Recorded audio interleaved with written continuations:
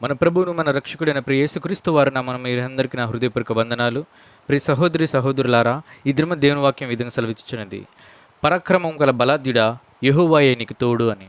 అవును, దేవుని దూత గిద్యోనుతో ఈ విధంగా మాట్లాడి ఉన్నది. దేవుడు గొప్ప పని చేయించడానికి గిద్యోనుని ఎంచుకున్నాడు. కానీ నరులైతే ఈ పనికి ఇతడు సరిపోడు, ఇతడు మానసికంగా శారీరకంగా బలహీనుడని ఎంచినవారు. మనుషులైతే మనలో ఉన్న లోపాలను వెతుకుతారు, మనలో ఉన్న బలహీనతలను ఎత్తి చూపిస్తారు. కానీ దేవుడు నీళ్ళ విశ్వాసాన్ని, ఆయన ముందు భయభక్తులను మాత్రం చూస్తాడు.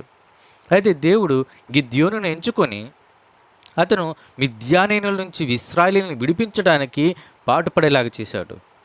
చూడండి, ఒక 300 మందితో కొన్ని వేల మంది ఉన్న మిద్యానీయులని తరిమి కొట్టేలాగా చేశాడు దేవుడు. అందరూ అతను బలహీనుడు అనుకున్నారు, అతను తెలివిలేని వాడు, అమాయకుడు అనుకున్నారు.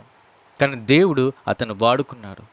ఇటువంటి చేతకాని వాడు ఇతడే నడిపిస్తారు అనుకున్న వారే 40 సంవత్సరాలు అతను న్యాయాధిపతిగా ఎంచుకున్నారు.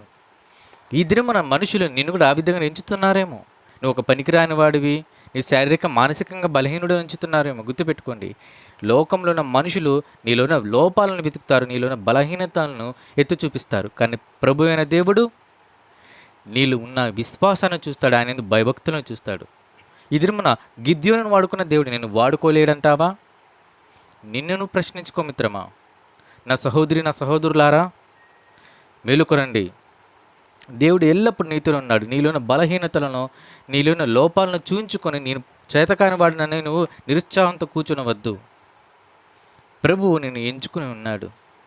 కాబట్టి మనం ఆయన భయభక్తులు కలిగి విశ్వాసంతో నడిచిన ఎడల మనం గిద్యోను వాళ్ళు వర్ధిల్లబడతాం, దేనికి ఉపపాత్రులు అవుతాము. అది మీరు నమ్ముతున్నారా? అది మీరు నమ్మిన ఎడల ఎల్లప్పుడూ దేవుని భయభక్తులు కలిగి జీవిద్దాం, విశ్వాసం కలిగి నడుద్దాం, దేనికి ఉపపాత్రులు అవుతాం అన్నట్టు మన ఛానల్ని సబ్స్క్రైబ్ చేసుకోండి, ఇన్స్టాగ్రామ్ ఫాలో కండి. ఆమేన్.